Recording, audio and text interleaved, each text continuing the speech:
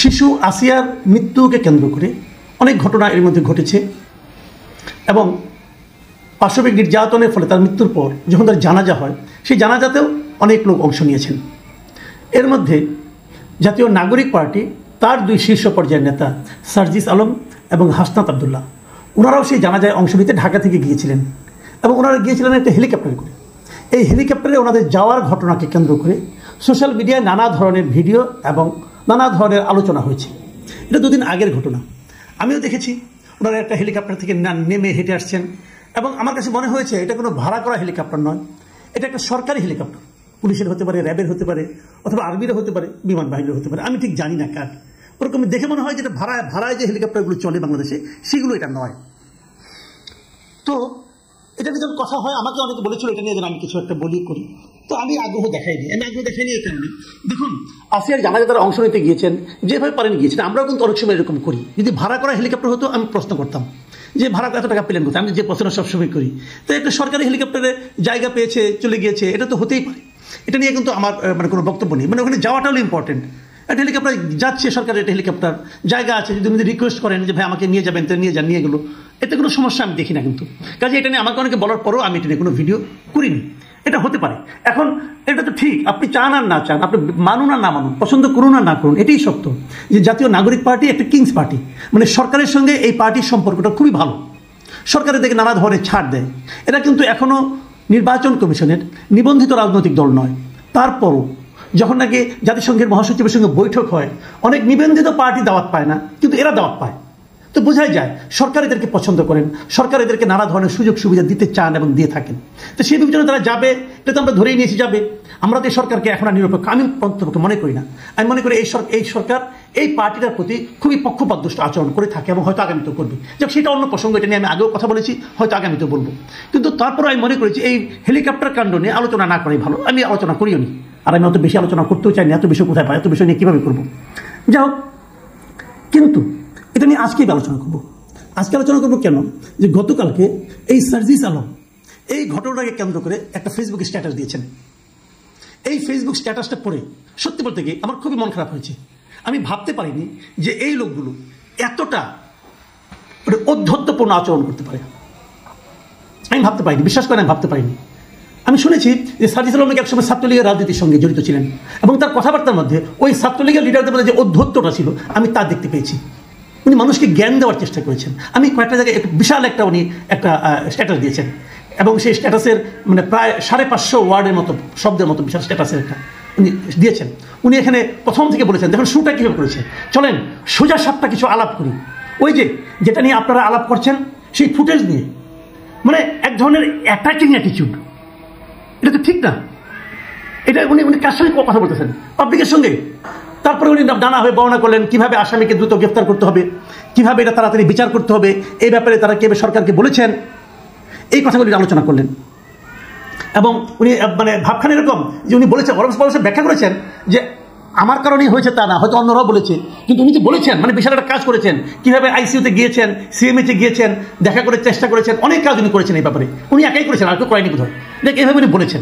আমি ওগুলো নিয়ে আলোচনায় গেলাম না। শুনুন তারপরে কি হয়েছে, উনি কীভাবে হেলিকপ্টারে উঠলেন, সেনাবাহিনী র্যাব থেকে পরিবারের জন্য বরাদ্দকৃত হেলিকপ্টারে যখনই একাধিক সিট খালি থাকার কথা শুনেছি তখনই মাগুরায় গিয়েছি, এটা উনি বলেছেন। আচ্ছা, হেলিকপ্টারের একটা সিট যদি খালি থাকে আমি যদি যে বলতাম আমাকে নিয়ে যেত। আমি কিন্তু যত না সার্জিস আলমকে দোষ দিই তার চেয়ে বেশি দোষ দেই যারা নাকি সেগুলো নিয়ে গেছেন ওনাদেরকে। ওনারা তো একটা পলিটিক্যাল পার্টি, অন্য একটা পলিটিক্যাল পার্টির লোক যদি বলতো আমি ওখানে যেতে চাই, সিট খালি আছে আমাকে নিয়ে যান, ওনারা নিয়ে যেতেন। তবে যে অংশটুকু নিয়ে ওনার স্ট্যাটাসের যে অংশটুকু নিয়ে আমার মূলত আপত্তি, সেগুলো আপনাদের আমি একটু পড়ে শোনাই। উনি লিখেছেন, এই পুরো ঘটনার মধ্যে সর্বশেষ অংশটুকু আমি ফেসবুকে দিয়েছি এবং ফেসবুকে দেওয়া অংশটুকুকে সামগ্রিক মনে করে মিডিয়া এবং কিছু পাবলিক জাজমেন্ট করা শুরু করলো। উনি যে এর আগে আইসিইউতে দৌড়েছেন, সিএমএইচে গিয়েছেন, সরকারের উপদেষ্টাদেরকে বলেছেন যে আইন চেঞ্জ করার জন্য, এগুলো আমরা দেখছি না। আমরা কেবল দেখছি ওই যে উনি হেলিকপ্টার থেকে নামলেন, ওই যে ফুটেজটুকু উনি আপ করেছেন, এটুকু দেখে আমরা নাকি জাজমেন্ট শুরু করেছি। মিডিয়া জাজমেন্ট শুরু করেছে, পাবলিক আমরা জাজমেন্ট শুরু করছি। তারপরে উনি আরো বলছেন, শুনেন, তার আমরা যতটুকু সোশ্যাল মিডিয়া কিংবা গণমাধ্যমে প্রকাশ করি ততটুকুই হচ্ছে বলে আপনারা মনে করেন এবং সেটাকে পুরো ঘটনা ধরে জাজমেন্ট শুরু করেন। অর্থাৎ আপনারাও আসলে ফুটেজের দিকেই তাকিয়ে থাকেন, আবার যদি কোনো কিছু না দেই তখন মনে করেন কিছুই করা হয়নি। কি অদ্ভুত! তারপর লিখেছেন, দিলে বলেন ফুটেজমুখী আর না দিলে বলেন কিছুই করিনি, কিছুই করেনি। আপনাদের এই ডাবল স্ট্যান্ডার্ড কবে একটা সিঙ্গেল স্ট্যান্ডার্ডে পরিণত হবে? বোঝাই যায় সার্জিস আলম খেপে গিয়েছেন। উনি খেপে বলছেন যে আমরা যারা নাকি জাজমেন্ট করছি আমরা একটা ডাবল স্ট্যান্ডার্ডের লোক।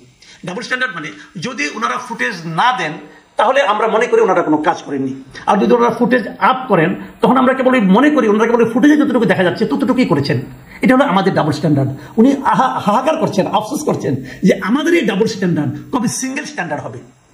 বুঝেন কত বড় নেতা সে, যে ওনাকে আমরা কিভাবে বিচার করছি। আরে ভাই সার্জিস আলম সাহেব, একটা কথা বলি, মিডিয়ার কাজটা কি বলেন তো? বুঝেন, মিডিয়া ধরেন একটা মিটিংয়ে আপনি মনে করেন 32টা ইস্যু নিয়ে কথা বলছেন, মিডিয়া কোনটাকে দেখাবে?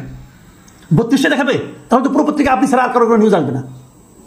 মিডিয়াতে পলিসি অনুযায়ী যে জায়গাটুকু আপনার যে জায়গাটুকু কোট করা প্রয়োজন মনে করবে কেবল ততটুকুই করবে, বাকিটুকু তারা ধরবেই না। এটা সারা দুনিয়ার মিডিয়ার নিয়ম। ধরেন মিডিয়া আলাপ বাদ দেন, আমি আপনার মিটিং শুনতে গেলাম, মিটিং শুনে বাসায় আসলাম, এসে আমার ছেলে আমার মেয়ে অথবা আমার ভাই আমাকে জিজ্ঞাসা করলো যে মহান নেতা সার্জিস আলম সাহেব কি বললেন। আমি কি আপনার পুরোটা ভাষণ ওনাকে নতুন করে শোনাবো, নাকি ওইখানে আপনি যা যা বলেছেন তার মধ্যে যে বিষয়টা আমার কাছে গুরুত্বপূর্ণ মনে হয়েছে অথবা যে জিনিসটা আমার কাছে বিতর্কিত মনে হয়েছে আমি কেবল ততটুকুই বলবো? এটাই নিয়ম। এটুকু না বুঝেই পাবলিক ফিগার হয়ে গেছেন। That is the problem. এটাই সমস্যা। সময়ের আগেই পাবলিক ফিগার হয়ে গেছেন। পাবলিক ফিগার হওয়ার জন্য যতটুকু ঘাত প্রতিঘাতের মধ্য দিয়ে যেতে হয় সেটা তো জান নাই, চক্করে হয়ে গেছেন এবং মনে করছেন পৃথিবীর সমস্ত লোক আপনার প্ল্যান অনুযায়ী চলবে, আপনার চিন্তা অনুযায়ী চলবে। আবার এই ধীর স্থিরতা নিয়ে, এইটুকু সহ্য ক্ষমতা নিয়ে একটা পার্টিও খুলে বসেছেন, পার্টির নেতাও হয়ে গেছেন, সামনে নির্বাচনে যেতে ক্ষমতাও যেতে চান। সার্জিস আলম, দুনিয়াটা এত সহজ না ভাই। আরেকটু পরিশ্রম করতে হবে, আরেকটু ধৈর্য ধারণ করা শিখতে হবে, আরেকটু পাবলিককে আরো একটু সম্মান করা শিখতে হবে। সম্মানটা করতে ভুলে যাচ্ছেন বারবার। দেখেন আপনি আরো কি লিখেছেন,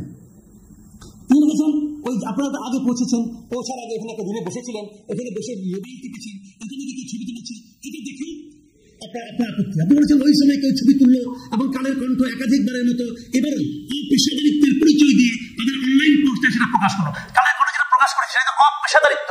এটা বিচার করা আপনি কে ভাই? আপনি কে? আপনার বাবার দাদার বয়সের লোক কালের কণ্ঠে বসে চাকরি করে। আপনার যত বয়স তার চেয়ে বেশি বছর ধরে তারা সাংবাদিকতা করে, তারা জানে সাংবাদিকতা পেশাদারিত্ব কাকে বলে। আপনি সার্জিস আলম তাদেরকে শিখাতে আসেন না। দুদিন পরে আপনি যাবেন কালের কণ্ঠের কাছে, যখন নাকি কিংস পার্টির কিং না থাকবে তখন আপনি যাবেন একটা প্রেস লিস্ট দিয়ে, ভাই আমার প্রেস লিস্টটা একটু ছাপিয়ে দেন। রাজনীতি করতে আসছেন, বড় কঠিন জায়গায় আসছেন।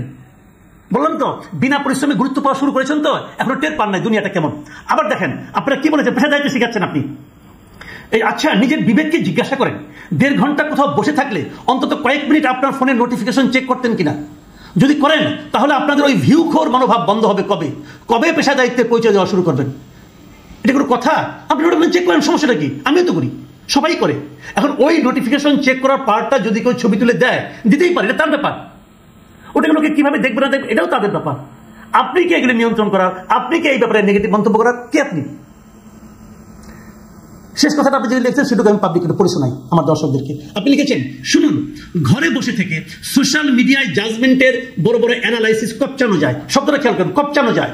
কিন্তু যাদেরকে আপনারা সুযোগ পেলে নানা বিশেষণে বিশেষায়িত করেন, যে কোনো ফরম্যাটে যে কোনো সীমাবদ্ধতা নিয়েই হোক না কেন, দিন শেষে তারাই মাঠে দৌড়ায়। আরে আপনারাই মাঠে দৌড়ান, আর সবাই মাঠে বসে বসে ঘুমায়, ঝিমায়। ভাই নিজেদের এত বড় মনে করেন না। আহামরি কেউ কেটা কেউ হয়ে যান নাই, অথচ ভাবতে শুরু করেছেন। জীবনটা বড় কঠিন এবং রাজনীতিটা আরো কঠিন। সেই রাজনীতির পথে পা বাড়িয়েছেন। আর এত অসহিষ্ণু হলে চলবে? সবাই মাঠে দৌড়ায়, সবাই। আপনি সার্জিস আলম যতটুকু মাঠে দৌড়ান তার চেয়েও 10 গুণ দৌড়ানো লোক এই দেশে বহু আছে, হাতে গোনা শেষ করতে পারবেন না। যার যার কাজ শেষে করছি, আপনি আপনার যে দায়িত্বটা, আপনার যে কাজটা, সেটাও আপনি করতে পারছেন না। আপনি এভাবে শেষ করেছেন। এরপর থেকে অনলাইনে এসব অ্যানালাইসিস দেওয়ার আগে অফলাইনে আমাদের জন্য অনুগ্রহ করে কিছু দৃষ্টান্ত স্থাপন করবেন। আমরা আপনার ভালো কাজগুলোকে অনুসরণ করার অপেক্ষায় থাকবো। অফলাইনে আমি কি বলবো, আমার হাসি উঠে। অফলাইনে ওনাদের অনুসরণের জন্য কিছু কাজ আমাদের করতে হবে, সাধারণ মানুষকে করতে হবে। তার মানে আপনার সম্বন্ধে কিছু বলা যাবে না। আমি কোনো কাজ না করেও আপনার প্রত্যেকটা আচরণকে সমালোচনা করবো। এই কারণে করবো যে আপনি লিডার, আমি তো লিডার মানে ভাই, আমি পাবলিক, আমি জার্নালিস্ট, আমি পাবলিক, আমি সমালোচনা করবোই। আমার সমালোচনা করতে হলে কি আপনার জন্য আমার দৃষ্টান্ত স্থাপন করতে হবে? ভাই আমি তো পলিটিক্যাল পার্টি খুলে বসি নাই, আপনি তো খুলে বসছেন। আপনি তো ক্ষমতায় যেতে চান। ডক্টর ইউনূসের সমালোচনা আমি করি, আমি তো ডক্টর ইউনূসের একটা পশমের যোগ্য না। ওনার একটা চুলের সমান ওজন আমার না, তারপরে আমি ডক্টর ইউনূসের সমালোচনা করব। এবং ডক্টর ইউনূস সেই সমালোচনাকে গ্রহণ করেন বলেই উনি ডক্টর ইউনূস হতে পেরেছেন। আপনি সার্জিস আলম সহ্য করতে পারছেন না বলেই আপনি এখানেই পড়ে থাকবেন, আর উঠতে পারবেন না। এই জিনিসগুলো বোঝার মতো বয়সে আপনাদের হয়নি। ঠিক আছে, আমি আশা করবো আপনাদের এই ধরনের স্ট্যাটাস দেওয়ার আগে 10 বার ভাববেন যে অ্যাটাকটা আপনি কাকে করছেন। যাকে অ্যাটাক করছেন তার কাছ থেকে কিন্তু আপনার সমর্থন লাগবে। তার সমর্থন না হলে কিন্তু আপনি ক্ষমতায় যেতে পারবেন না। সে কিন্তু রিক্সাওয়ালা হতে পারে, সে একজন দিনমজুর হতে পারে, সে আপনার জন্য কোনো উদাহরণ তৈরি করতে না পারে, কিন্তু তার সমর্থন আপনার লাগবে। প্রিয় দর্শক, নতুন এই রাজনৈতিক দলের নেতাদের আরো ধীর স্থির চিন্তা করার ক্ষমতা আল্লাহ তাদেরকে দিক, এই কামনা করে এখানে শেষ করছি।